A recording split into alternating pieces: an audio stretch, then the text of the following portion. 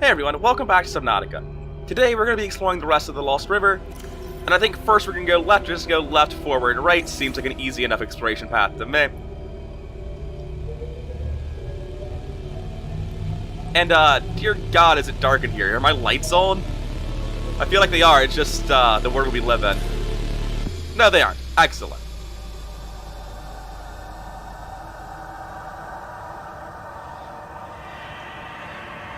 Still sort of pitch black, I'm not gonna lie. In fact, I'm gonna get out and get in the sea moth. I can't see anything inside of this.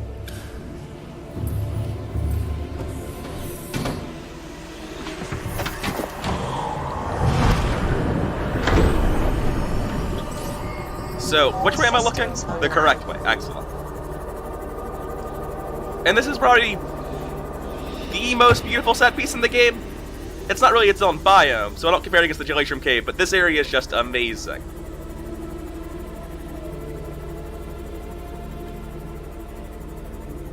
This is... I forget its name. In my head I remember it as the Heart Tree, but that's not what it's called. This is where Ghost Leviathan eggs are laid. And they're, sort of bigger than my aquarium, which is why we won't be raising one. The giant Cove tree, there we go. Don't be fooled by the blue filter, this is 100% still brine on the ground, you cannot enter it. The tree's branches are wrapped around a number of maturing eggs, belonging to the species designated Ghost Leviathan. This tree appears to be an ancient nesting ground. The eggs were laid when the tree was young, and now the branches protect and grow with them as they await the right conditions to hatch. Just really, really cool and extremely beautiful in here. Warning, maximum depth reached. Hull Shit! damage imminent. They've got my number, I'm too deep for my own good. This is as deep as the sea moth goes, we're kind of at its limit. There's no upgrades or alternate paths. The only way to keep using the sea moth is to mod it to continue being relevant. And this is looking like a dead end, but it isn't. This drop-off has a floor beneath it, but you can double back onto yourself. I'll quickly show it off. You can see how the walls are looking pretty volcanic in this area. And if you just follow the path of these flows, if I'm remembering correctly, yeah, this is the inactive lava zone that I'm entering. I'm not going to be doing it now, I'm going to need more air than this. Theoretically, I could use the sea moth. You can out-repair crush damage, but I'm not going to be doing that. This is for later. This is the next main area in the storyline. We won't be doing it ourselves, though. Not today. We're going to be doing that once we actually started using the prawn suit, which will be probably 2 or 3 episodes from now.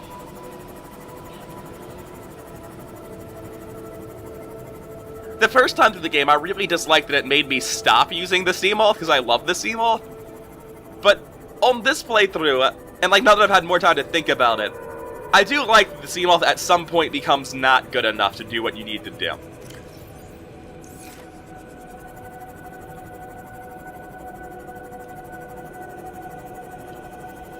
It's one hell of a set piece, though. And every time I want to go to the inactive lava zone, I have to drive straight past it. Also, depending on your route, you might have to drive straight past the Ghost Leviathan.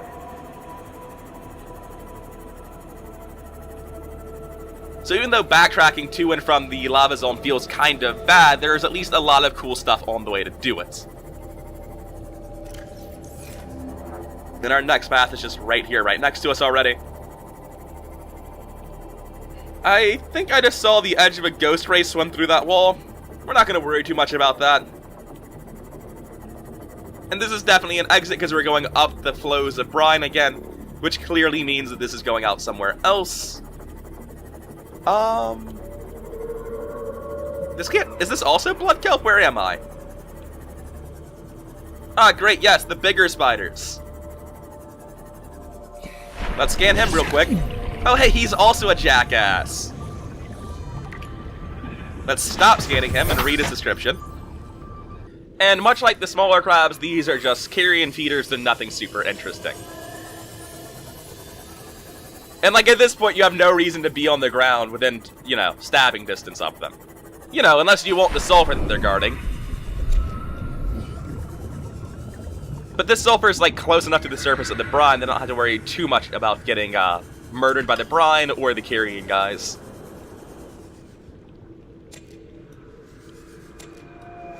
Just gotta be careful. It's not that bad. I wish the ghost rays didn't sound quite so horrifying. Or the blood crawlers. They both make very, very unsettling noises, and I keep thinking something else is here.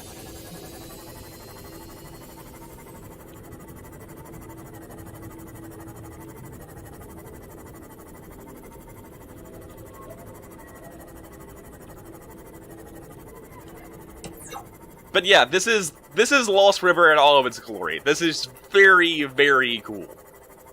I don't have a lot to say about it other than holy shit, look at this. Look how fucking cool this is.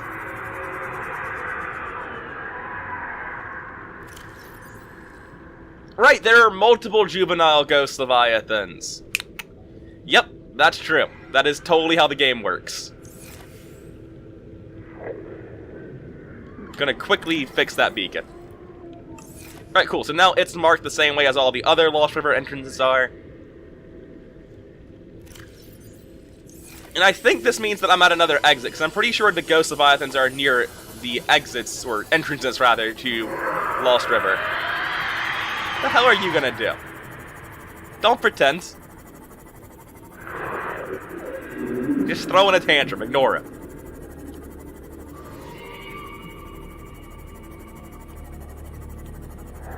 Is there a force field on this? No, I just have to walk in. Neat. Alright, so of course there's a secret behind the waterfall. How could we not have that? I'm not quite sure this is the sound it should make while I run. This feels, distinctly like it wouldn't make this sound.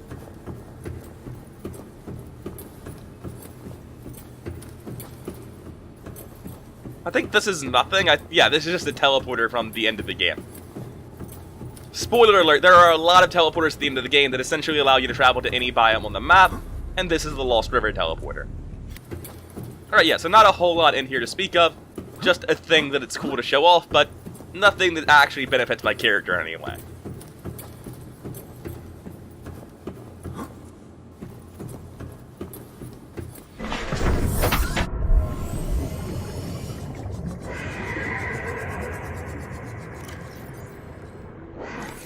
Alright, so we want to head left a bit. But man, this area looks amazing, right? I actually might like Lost River more with worse draw distance, since I can't even see the walls anymore.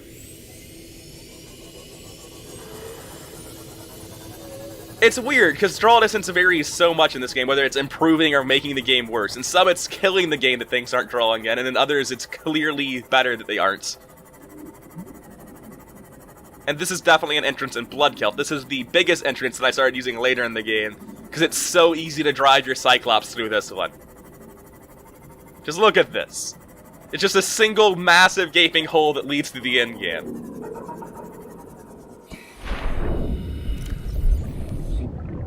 I made a couple more beacons between episodes. I wish that was... Why aren't they just different buttons? That would make it so much easier.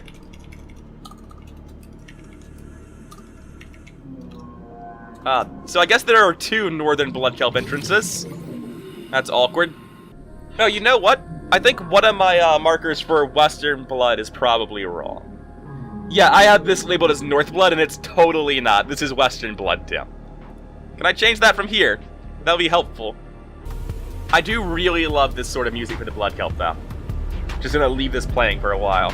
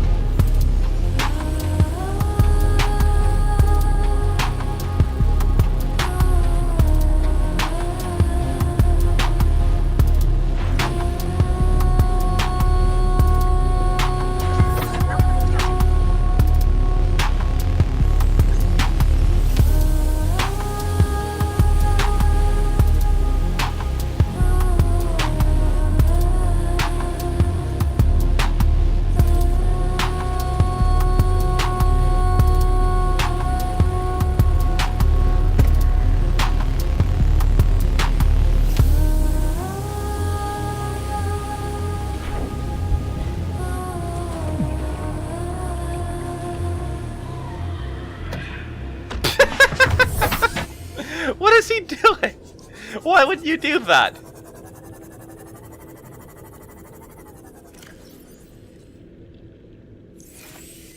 So I didn't get the middle of the area. So let's go figure out what that's about. What am I missing? Yep. It turns out I'm missing this skull.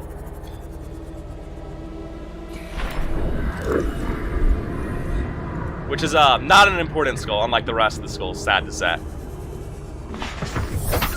I'll be on my way then.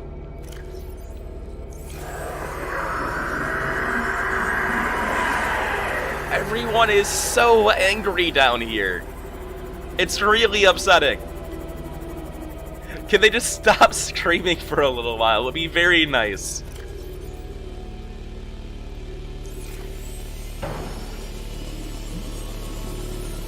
Alright, so it looks like I was driving around under this level. Not quite sure.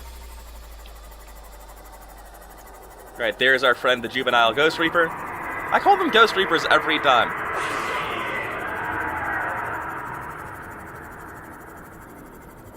No? We're good?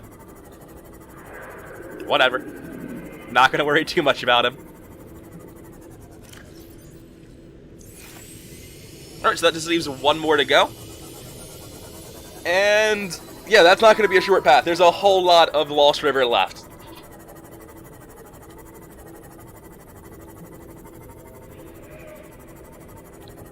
God, that is cool though. Just coming down the brine waterfalls. Originally, in the earlier versions of the game, there was apparently a massive hole in front of the Aurora that went all the way down to the inactive lava zone. And I'm kind of sad that got taken out. Like, I understand why. It's to protect gamers from themselves sort of thing. Every single person would go down that hole and waste a shitload of time at the beginning of the game. Every time they got a death upgrade, they'd try to go down the hole again and it wouldn't work. But for, like, lore reasons with the sea dragons later on, and lore reasons with, and just map building reasons, rather. I really would have liked to see that stay in the game. I understand why it isn't, though.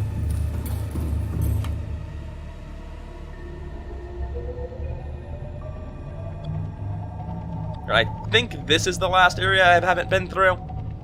But I have so little sense of direction inside the Cyclops that I'm never quite sure. In fact, there are sort of two areas right next to each other, and I don't know which is probably both, right? So this is the one I need to be going to.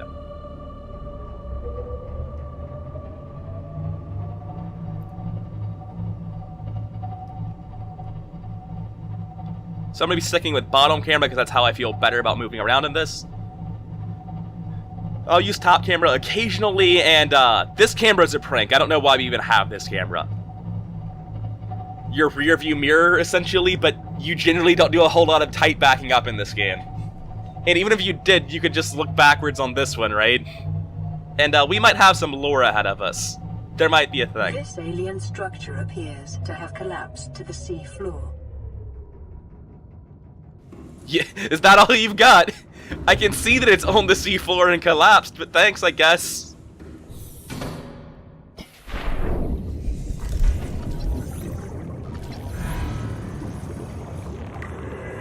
Got some damaged cables around. And I'll keep grabbing all the limestone around here. So I'm actually getting like the full speed speedrun strat sometimes, now that I'm not using draw distance mods. That's kind of funny. How quickly you mine this is based on how high your frame rate is. And my frame rate varies between like 60 and 160 because Subnautica is really unoptimized. So sometimes when I'm basically looking at the ground, I'll mine instantly like that. This is only true if you have scroll wheel. If you're clicking, it'll be normal. I should probably be doing this in the sea moth, huh? I might be dumb sometimes. That's all I've really got on this one. Detecting an alien broadcast. Linguistic analysis reads, caution, hazardous materials and life forms contained within. I can't imagine how that would be alarming. That's just what the kind of shit aliens say to freak you out. They're obviously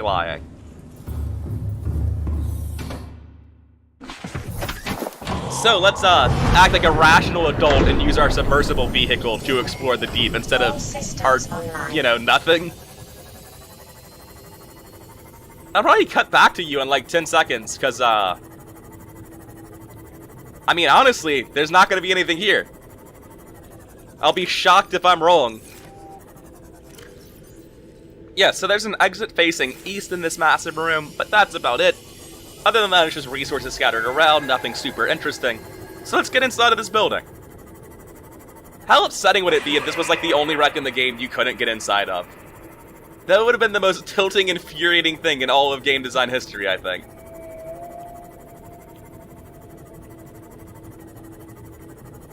Can't actually remember where the door to this is. Obviously it has one. Here we go, just on the opposite side that I came from.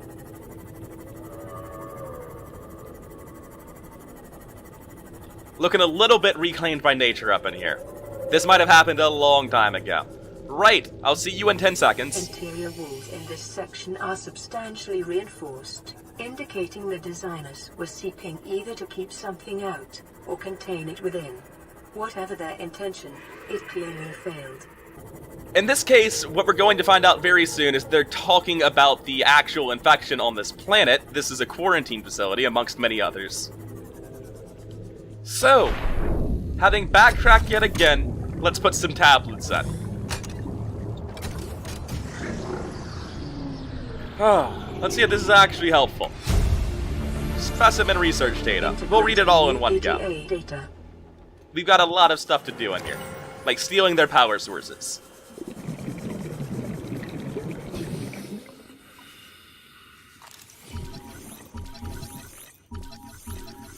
Get some cool eggs. We got this cool rib cage. We got some cool ray specimens. Just cool alien shit all over the place.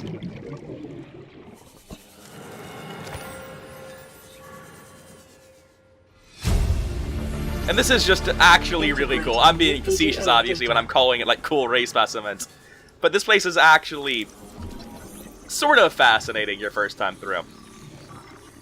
It's also kind of suspenseful, because you're not sure if you're actually going to find whatever they're containing here, or if it's, like, even going to have anything useful. This could just be another dead end like the first place was.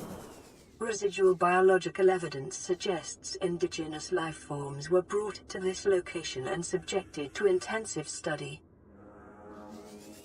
Data pertaining to the bacterium is being downloaded. Caution. Detecting atypical fluctuations in blood plasma proteins. A self-scan is strongly advised. I'm sure I'm fine. What are the odds anything bad happened to me while I was on this planet? I mean, sure, Bart has literally said every single thing on this planet is infected, but what does he know? He's dead. He clearly wasn't a good scientist. Alright, so the warper assembly line seems to be fully scanned, I think. No, I haven't got the conveyor belt, have I? Yeah, there we go. You can't get past me. And I think that's everything now? I feel like it's going to be really easy to miss some scan in one of these places. I already did miss at least one scan in the first alien base I went to, but admittedly I wasn't paying a whole lot of attention that time, because I knew I was coming back. You can't span these, only the ray specimens. Sorry, spadefish, hootfish, and magma leech, you aren't important. Alright, so that's the facility done. We've got a lot of science, let's go look at it. The blood root has not a whole lot interesting to say about itself, really. It's the same plant as the blood vine, and it's like, yeah, roots are parts of trees, you got me. I was honestly shocked when I found out this was a different scan the first time I scanned it, because it's clearly the same plant. So the ribcage samples are largely from extinct species, or at least ones that we haven't encountered, which dates this as having happened a long, long time ago. Let's see what the databank has to say about Big Angry Fish Prisoner number 1. Horrifically, it actually says more or less down here that this is a giant sand shark with arms, and I've never been more upset by an idea in my life. That would be the most obnoxious thing in the world. So our incredibly metal-looking egg is the sea dragon egg. And all we know is that they're studying it. We don't have a whole lot to say about it. So the damaged anchor cable tells us that this place was knocked down by something with a force in excess of 300 tons. And the damage report very much confirms that, with Leviathan detected at facility perimeter, closing at high speed, exterior anchor cable impacted with a massive force, buckling, sinking, collision with sea floor, breaches detected in Containment Unit 7, immediate specimen destruction initiated, 314 destroyed, 1 unaccounted for, evacuating staff to off-site sanctuaries, planetary quarantine protocol initiated, warning infected individuals may not leave the planet. So we can see that they were attacked by a Leviathan, something wasn't properly destroyed when their facility broke, and then quarantine was put down. And we can pretty safely assume that the dead sea dragon outside with head damage and the sea dragon egg inside tells us that it was a parent trying to get its kids back. So in specimen research data, we see that the peeper, while it dies very quickly, does seem to be cured by something called enzyme 42. Their other research things are dead ends, except for unidentified Leviathan. This Leviathan species has been assigned the designator Sea Emperor. Bone samples from Emperor specimens indicate some potential for Khara immunity, single specimen captured for study at purpose-built containment facility constructed in volcanic region at depth 1.4 kilometers. So this is pretty clearly our next target. As to what Khara is, let's see if we can get a clearer answer to that. And this is pretty much all the information on Khara we're going to get. It's an alien disease. When they first encountered it, it quickly spread through core worlds, killing a confirmed 143 billion. So they started making a bunch of off-site things, trying to find cures, doing crazy shit like they did on this planet. And these stages are 1. Gradual immune system failure, 2. Green skin lesions and flu-like symptoms, 3. Unpredictable alterations to biological structure, and 4. Complete shutdown of executive function. It's a little bit of a serious illness, kind of a death sentence. And all of the stuff we found about the Warpers basically say, oh yeah, it's the Terminator, it's here to kill you. It enforces the quarantine, its assessment is programmable hunter-killer avoid. And really I could have done with a few less words, I was alright with just avoid, but sure, you can make it horrifying if you want. It's sort of what you do. Yeah, Spooksville. Keep screaming. So, with all of that done, that's essentially Lost River handled. And to continue progressing the game, we basically need to start using the Prawn and the Cyclops exclusively. Captain, all systems online. But I don't feel like doing that right now, and we've been in Lost River for a while, so we may as well actually finish up with Lost River. I'm going to continue east and mark this final exit, which I believe goes out into mountains? I don't use this exit for obvious reasons. Or rather, reasons that will become obvious soon. But one way or another, we are going to explore it and mark it. And unfortunately, I think we might be exploring that area tomorrow. Because I'm never going to want to do it, but I do have a mostly equipped Seamoth, which is to say, just one that can go 900 meters deep. I don't know. I'm very hesitant about saying, I'm going to explore the mountains tomorrow, or I'm going to explore the dunes. They're not areas that I like. They're areas that Reapers like, and that's fairly mutually exclusive with me liking them.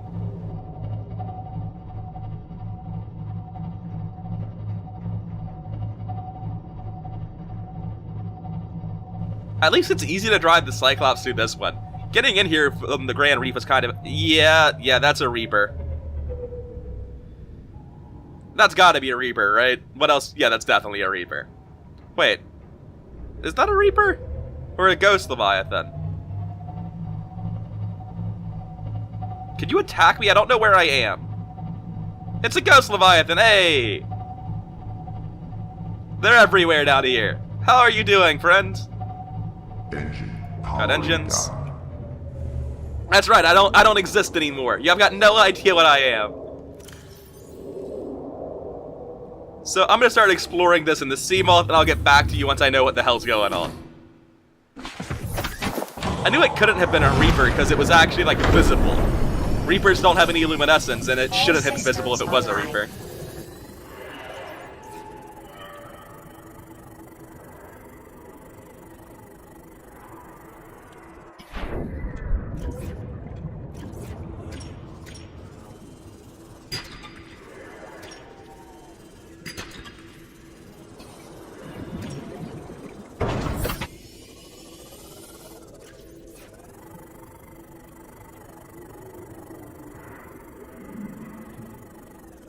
Oh hey, I can go straight down to the lava zone here. Well shit, there's a reason to use this entrance now. Alright, let's dance, you son of a bitch. I need to explore the side that you're on.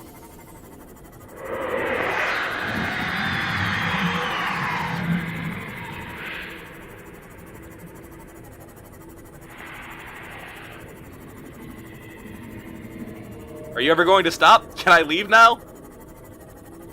Good. We going again? No? Thank you.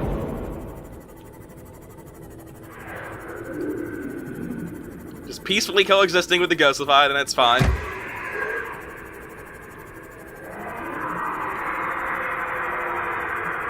Is he mad at me or just in general?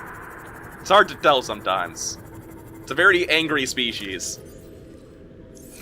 Shit. Guess I'm going back in. I'll see you in a second. This thing has one hell of a microbiome on it. How many different plants are growing on this single geyser? It's a little bit ridiculous. Anyway. I believe we were heading east into, it's not the Great Unknown. I was gonna call it the Great Unknown, but I'm dreadfully aware that I think I know exactly where I'm going. These are actually really cool little volcanic biomes, though. Calling them biomes is a bit grandiose, they're not that big, but... yeah, this area is really cool, I like it. I spent very little time here in my first game, because, I just didn't explore this part of the Lost River very much, that's pretty much it. Can I get anything from this Reaper Leviathan skeleton? Aside from despair that something here killed it? No? I can't scan you? I just have to be aware that something down here kills Reaper Leviathans for fun. And it's probably not the baby ghost Leviathan. Alright. We'll be seeing the sea dragons in a couple of episodes.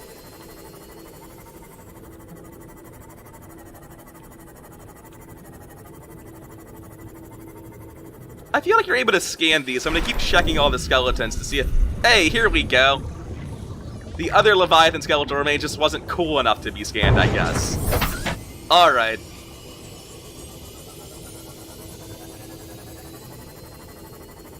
I actually really like the, like Lava Zone Lost River hybrid area that I was in, that this entrance makes up. Yep, I can hear the Reapers already. Dude, could you not? I'm trying to read logs and dread the future over here.